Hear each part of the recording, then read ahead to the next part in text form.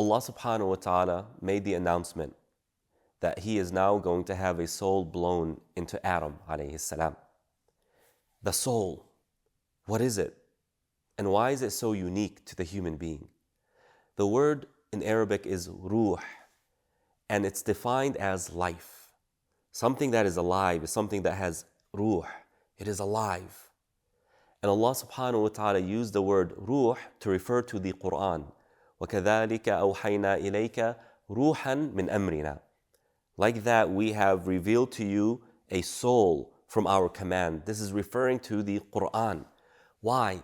Because the Quran gives life to the human being, not biological life, but spiritual life to the human being. And another way Allah uses the word ruh, or a derivative of it, rawh, in the end of Surah Al-Waqi'ah. فَرَوْحٌ وَرَيْحَانٌ وَجَنَّةُ نَعِيمٌ. فَرَوْح, one of the features, one of the beauties of paradise is that there's rawh, there is peace. There is this feeling of liveliness. There's nothing in paradise that comes and reduces your ability to enjoy what is available to you. Your life is in its completest form. And Jibreel alayhi salam is also called Ar-Ruh, Ruh al-Qudus, the blessed spirit or the blessed soul alayhi salam. Because he is the one who would go and bring revelation to the prophets, who would then preach it to their people.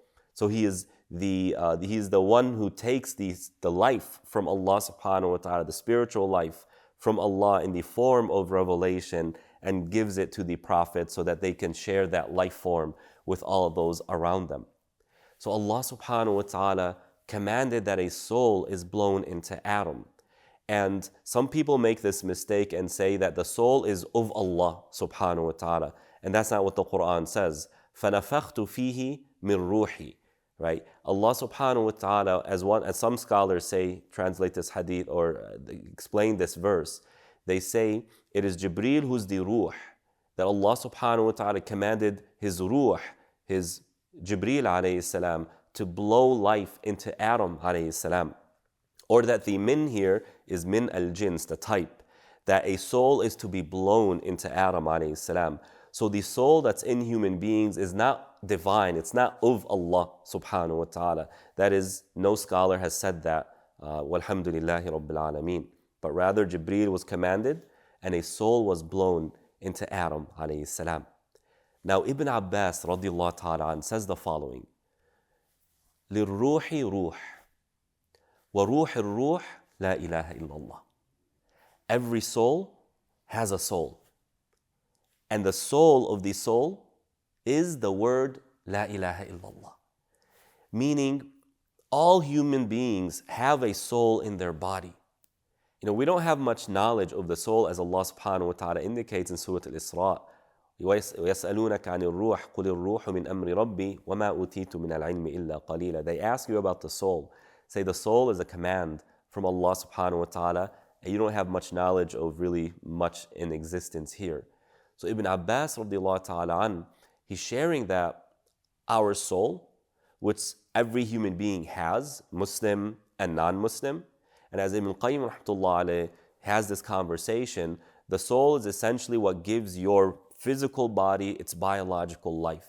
And when the body is no longer viable, a suitable transport for the soul leaves and enters into the next dimension. Ibn Abbas says, your soul is not alive until it embraces La ilaha illallah. The world we live in today, dear brothers and sisters, the individualistic world, the Western world, based on Western principles and philosophies, completely ignores the reality of the soul.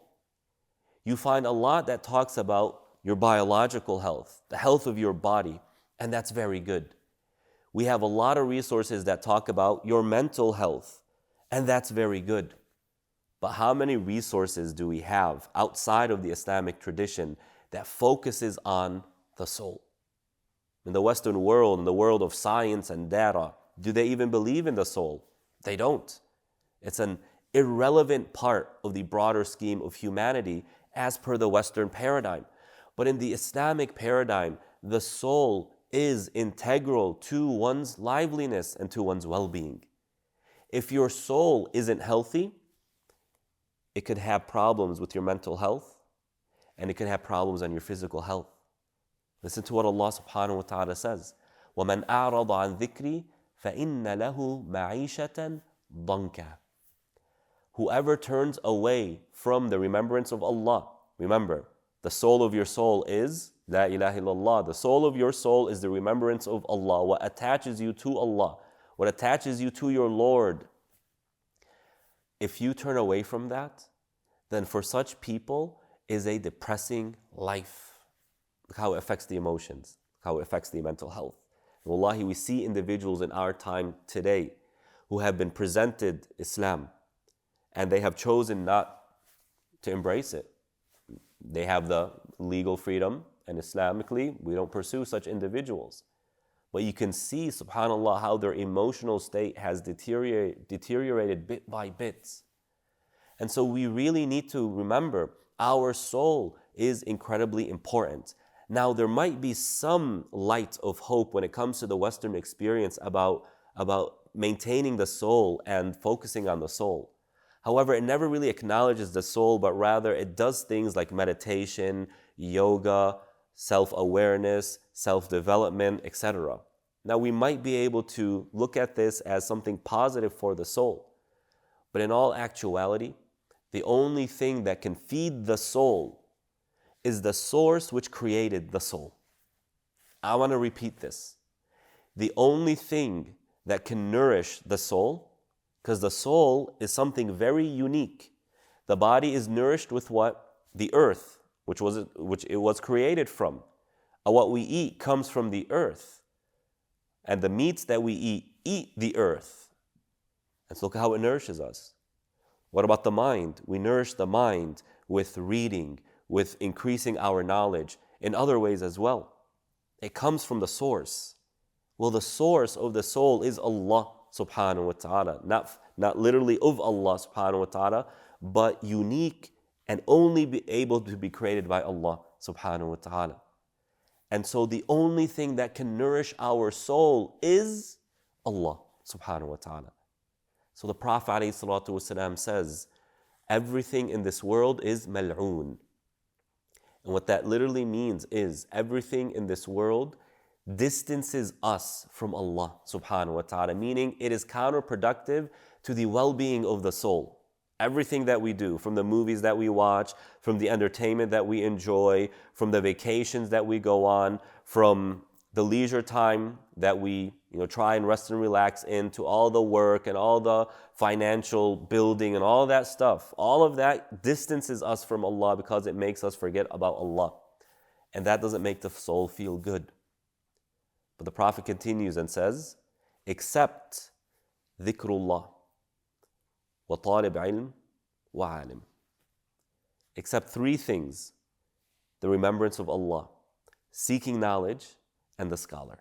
Because all of these remind us of Allah subhanahu wa ta'ala. It re-establishes that relationship with the source from which our soul comes from.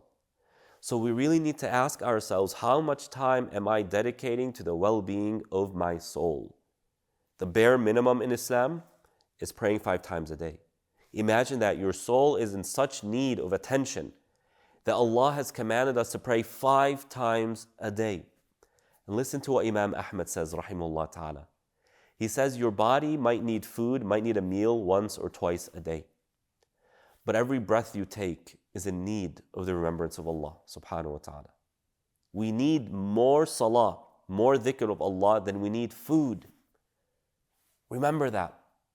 And if we in the world of the West, in the world of entertainment, in the world of purposelessness, in the world of desires and appeasing one's desires and gratifying them, if we're just praying 5 times a day, such a person would even, subhanAllah, find themselves that it's a grind, although they're doing, the bare minimum at least. And one way, one practice, very simple, that can really nourish our soul and manage our soul, the scholars called it al-muhasaba, self-evaluation. A practice in which in the morning or at night, sometime in the day, you spend a few minutes and you ask yourself a few questions. Did I sin today? If I did, let me ask Allah for forgiveness. Did I do any good deeds today? If I did, let me ask Allah to accept it. Was I grateful to Allah subhanahu wa ta'ala today? Did I express patience when things didn't go the way I wanted them to go? Am I giving the rights that I must do, that I'm responsible for? Am I giving them to Allah? Am I giving them to my body? Am I giving them to my family? Self-evaluation. Look it up, research it, and implement it in your life. Assalamu alaikum. Jazakallah khair for watching. Please share this khair and let other people benefit from the lessons, and support this masjid by becoming one of its sustainers.